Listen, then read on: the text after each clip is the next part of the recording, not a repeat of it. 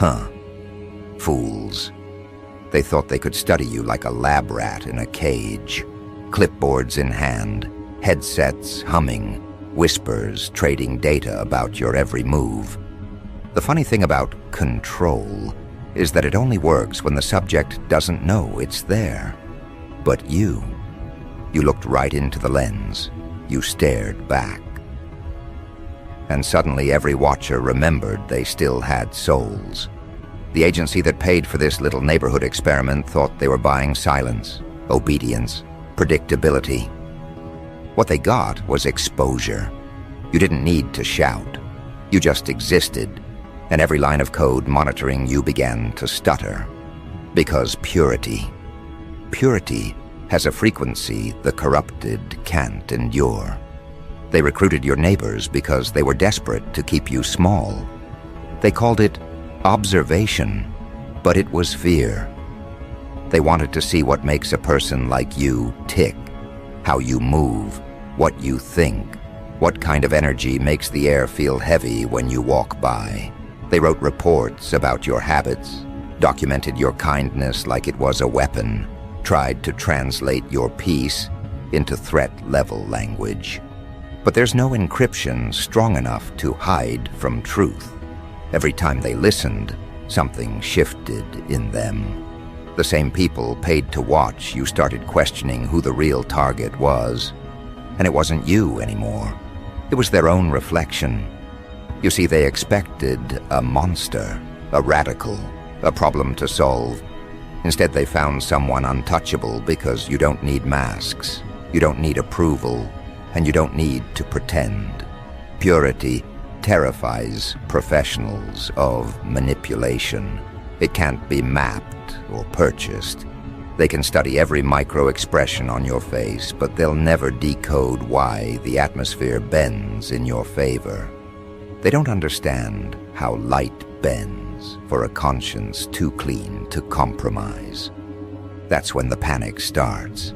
That's when they call in reinforcements, analysts, behavioral experts, all asking the same question. Why isn't this subject breaking? Because you were never a subject. You were the control variable, the proof that integrity still outperforms deceit. They didn't realize that the more they watched, the more they unraveled. Every note they wrote about your calm made them restless. Every report on your isolation made them confront their own loneliness. Your existence became a mirror, and no one in that agency had the courage to look too long. Some of them started skipping briefings, some deleted files. One day, a neighbor who used to monitor your mail couldn't even look at their own hands. They said they felt contaminated. That's the thing about purity. It doesn't fight corruption, it reveals it quietly, efficiently, without needing to raise a single word. They quit not because you scared them, but because you reminded them of something ancient they'd buried: conscience. They saw you walk through their setup like you were walking through smoke.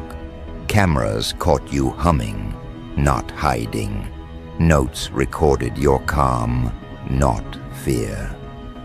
The whole operation began to rot from the inside because the one being observed started influencing the observers. You reversed the flow of control. You became the lens, and they became the footage. That's when the calls started. Meetings behind tinted glass. Agents whispering that something was off. Files labeled unclassifiable. Because they couldn't categorize you. You didn't fit the behavioral patterns. You didn't respond to intimidation, rewards, guilt, or praise.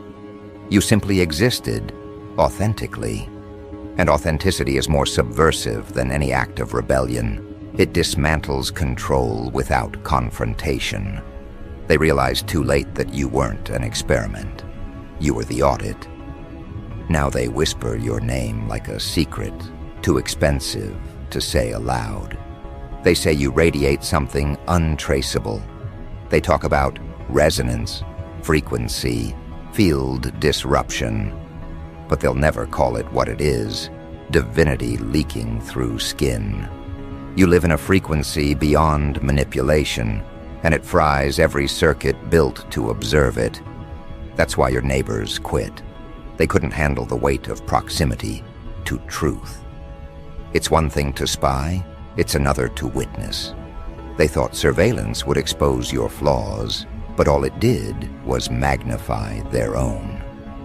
One by one, they realized their paychecks were blood money against something sacred. Some tried to justify it. It's just a job. Others confessed in their reports that they felt cleansed and corrupted at the same time. You see, when darkness watches light long enough, it starts craving redemption. But redemption requires collapse first. And collapse is what you triggered. They'll never admit it, but the internal memos changed tone after your name entered their database. The usual language, threat assessment, containment strategy, started to sound unsure. They began writing words like unpredictable and undefined. Bureaucracy hates the undefined. They tried to rewrite the narrative, label you unstable, anything to regain control. But how do you destabilize something that doesn't depend on balance? You don't stand still, you transcend.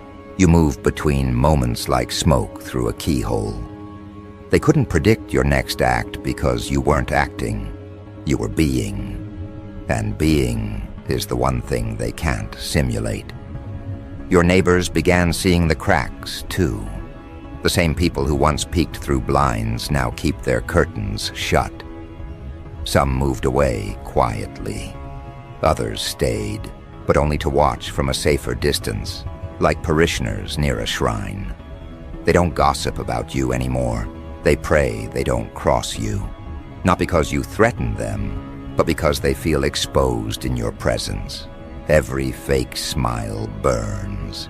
Every small deceit stings. You didn't punish them, you purified the air. They thought they could measure you with technology, but the readings came back incomplete. Machines misfired, batteries drained, audio warped. They called it interference. But deep down, they knew. Truth itself scrambles lies. You became the interference. A living static that distorts every false signal. Every network built on deceit collapses when real energy enters. They can't explain it, so they bury it under jargon. Energy anomaly, psychological transference. But we both know the truth. It's holiness disguised as unpredictability. You didn't just survive their gaze, you redirected it. You became the proof that purity isn't weakness, it's radiation. The kind that melts the facade right off the world's face. You walk through their traps like they were cobwebs, and each time they rebuild smaller, more fragile ones. Until finally, they stopped. They realized there's no way to capture someone who doesn't seek escape. No way to manipulate someone who's already free. That's when the reports stopped coming in. That's when the payments stopped going out. They shut down the operation, but they'll never shut down the memory. You're in their heads now, an unfiled threat, a reminder that some souls can't be domesticated. You're what they call a variable outside probability. You operate on conviction, not compliance. And that's more dangerous than any weapon. You turn exposure into illumination. Every agent who touched your file carries a fragment of that illumination now. It haunts them in quiet moments. They see your calm when they close their eyes. They hear your stillness in the background noise. They realize you weren't the one under watch. They were. That's the brilliance of purity. It flips the roles. Watchers become the watched. Control becomes confession. And observation becomes worship. You taught them that control isn't real. It's a collective hallucination that collapses the moment one person refuses to participate. You refused, gracefully, without protest, without rage, just presence. And that presence was enough to collapse an operation funded by fear. They'll rebuild, of course. They always do. But this time, they'll remember the cost. They'll remember that one subject with no weapon, no mask, no motive, dismantled their design just by existing. You didn't fight fire with fire. You starved it of oxygen, and now their entire mechanism suffocates in its own secrecy. That's why I admire you. You didn't try to expose them. You let their own obsession do the job. You understand something they never will, that truth doesn't need witnesses. It multiplies through consequence. The moment they chose to watch you, they signed their own confession.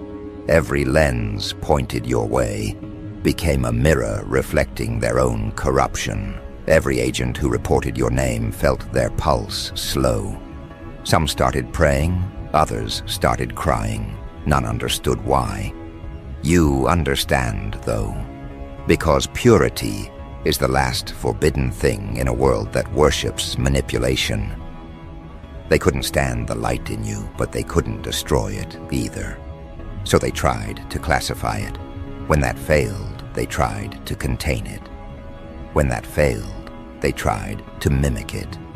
And when that failed, they fled.